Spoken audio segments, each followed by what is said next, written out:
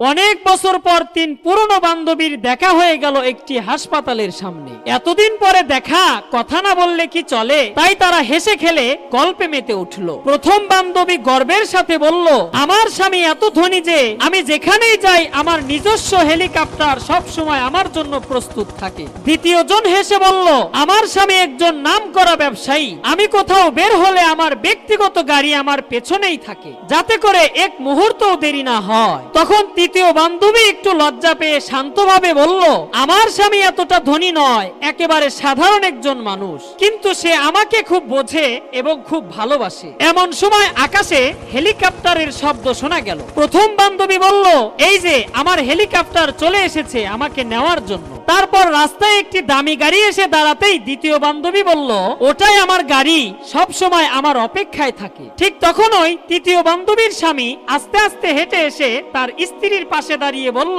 অনেকক্ষণ ধরেই তোমার অপেক্ষায় আছি, চলো এবার বাসায় যাই। এই দৃশ্য দেখে অন্য দুই বান্ধবী কিছুটা থমকে গেল, একে অপরের চোখের দিকে তাকিয়ে বলল, আসল ভাগ্যবতী তো আমাদের এই বান্ধবী, কারণ তার পাশে থাকে সব সময় একজন ভালোবাসার মানুষ।